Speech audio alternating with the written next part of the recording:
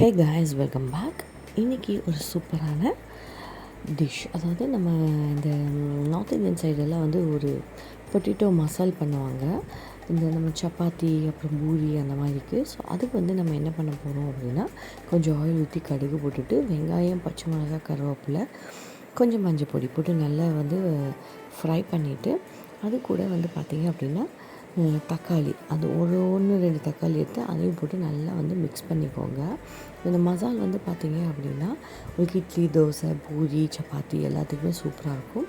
ஒரு கிண்ணியில் 4 ஸ்பூன் கடலை மாவு போட்டு தண்ணி ஊற்றி அதை நல்லா மிக்ஸ் பண்ணிவிட்டு, அதுக்கப்புறம் வந்து இதில் ஊற்றி நல்லா வந்து நம்ம பச்சை வாசம் போகிற அளவுக்கு வதக்கின பிறகு நம்ம ஹாட் வாட்டர் தான் இதில் வந்து சேர்த்தணும். ஸோ ஹாட் வாட்டர் வந்து பார்த்திங்க அப்படி நான் வந்து இன்றைக்கி ஒரு 4 கிளாஸ் ஆஃப் வாட்டர் வந்து சேர்த்திருக்கேன். ஏன்னா நம்ம இதில் வந்து பொட்டேட்டோஸ் போட்டு ஆட் பண்ண போகிறோம். ஸோ அதனால் நான் ஒரு 4 கிளாஸ் ஆஃப் வாட்டர் வந்து நான் இதில் வந்து சேர்த்திருக்கேன். இந்த ஹாட் வாட்டர் வந்து பார்த்திங்க அப்படின்னா, நம்ம இது ஹாட் வாட்டராக சேர்த்தலை அப்படின்னா, நம்ம இன்கேஸ் பச்சை தண்ணி ஊற்றுறோம் அப்படின்னா இதோட டேஸ்ட்டே வந்து மாறி போயிடும். ஸோ ஹாட் வாட்டர் தான் கண்டிப்பாக ஊற்றணும். ஸோ ஃபைனலாக வந்து நம்ம பாயில் பண்ணி வச்சுருக்க பொட்டேட்டோஸை ஆட் பண்ணிவிட்டு இதை நல்லா வந்து ஒரு மிக்ஸ் கொடுத்துட்டு தேவையான அளவு உப்பு போட்டு ஒரு கொதி வந்த பிறகு கொரியாண்டர் தூவி கார்னிஷ் பண்ணிட்டீங்கன்னா சூப்பரான பொட்டேட்டோ மசால் ரெடி. கண்டிப்பாக ட்ரை பண்ணி பாருங்கள், ரொம்ப ரொம்ப டேஸ்ட்டாக இருக்கும். ட்ரை பண்ணி பாருங்கள்.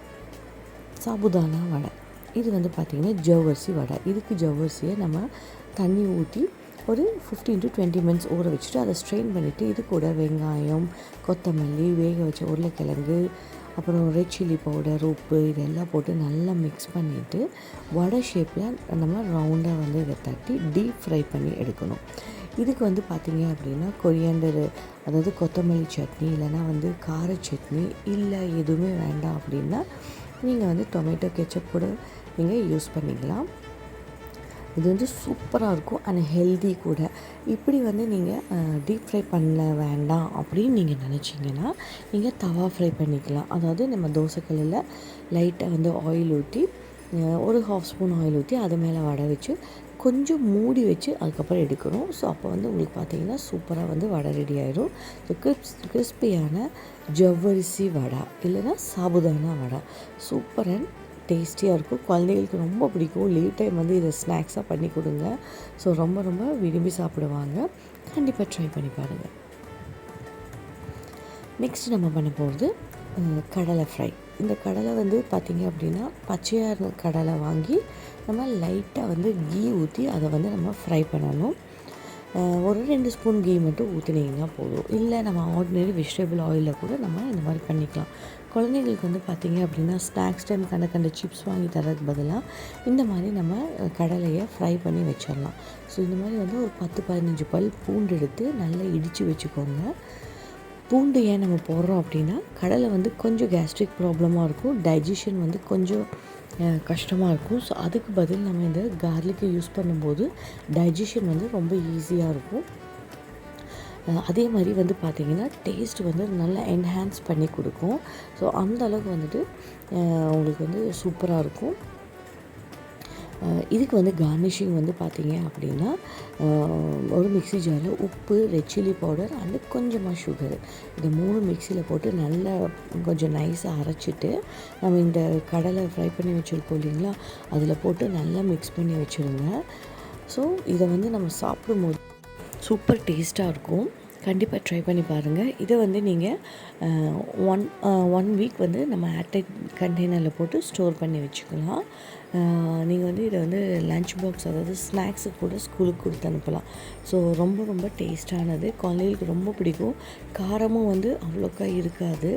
ஸோ டேங்கி ஃப்ளேவர்னால அவங்க ரொம்ப விரும்பி சாப்பிடுவாங்க. ட்ரை பண்ணி பாருங்கள் கண்டிப்பாக. Hello everyone, welcome back. இன்றைக்கி ஒரு சூப்பரான ஈவினிங் ரெசிபி வந்து பார்க்கலாங்க. இது மார்னிங் பிரேக்ஃபாஸ்ட்டாக கூட கொடுக்கலாம். So bread French toast and spicy bread toast, இது ரெண்டுமே வந்து குழந்தைகளுக்கு ரொம்ப ரொம்ப ஃபேவரட்டாக ரொம்ப பிடிக்கும். அதே மாதிரி ஹெல்த்தி டூ. நான் வந்து இன்றைக்கி பிரெட் ஃப்ரெஞ்ச் டோஸ்ட்டுக்கு 2 முட்டை, அதுக்கப்புறம் இது கூட கொஞ்சம் சுகரு, அப்புறம் vanilla essence or pineapple essence, நான் இன்றைக்கி பைனாப்பிள் எசன்ஸ் ஆட் பண்ணியிருக்கேன். நல்லா மிக்ஸ் பண்ணி பீட் பண்ணி தனியாக எடுத்து வச்சுருங்க. ஸோ ஸ்பைசி பிரெட்டுக்கு 2 ஸ்பூன் கடலை மாவு, 1 ஸ்பூன் அரிசி மாவு, அப்புறம் வந்து ரெட் சில்லி பவுடர், அப்புறம் வந்து பார்த்திங்கன்னா சிக்கன் பவுடர், அதாவது சிக்கன் கறி மசாலா ஆர் எனிதிங், அப்புறம் கொஞ்சம் மஞ்சப்பொடி, கொரியாண்டர் இதெல்லாம் போட்டு நல்லா வாட்டர் ஊற்றி மிக்ஸ் பண்ணிட்டு தனியாக எடுத்து வச்சுக்கோங்க. இப்போ ஒரு தோசைக்கல்லில் நம்ம ஆல்ரெடி மிக்ஸ் பண்ணி வச்சுருக்கோம் இல்லையா எக்கு பேட்டர், அதாவது ஃப்ரெஞ்ச் டோஸ்ட்டுக்கு அந்த ஸ்வீட்டு. ஸோ அதை வந்து எடுத்து இந்த மாதிரி ப்ரெட் எடுத்துகிட்டு அதுக்குள்ளே வந்து டிப் பண்ணிவிட்டு நம்ம இந்த மாதிரி தோசை தவாவில் போட்டு 2 பக்கம் வந்து நம்ம வாட்டி எடுத்தால் போதும். இதுக்கு வந்து நீங்கள் கீ ஆர் பட்டர் எது வேணாலும் நீங்கள் வந்து ஆட் பண்ணிக்கலாம். ஸோ இந்த மாதிரி வந்து 2 சைடு நல்லா திருப்பி போட்டு வேக வச்சு கொடுத்தீங்கன்னா அவ்வளோ டேஸ்ட்டாக இருக்கும், சூப்பராக இருக்கும், குழந்தைங்களுக்கு ரொம்ப பிடிக்கும்.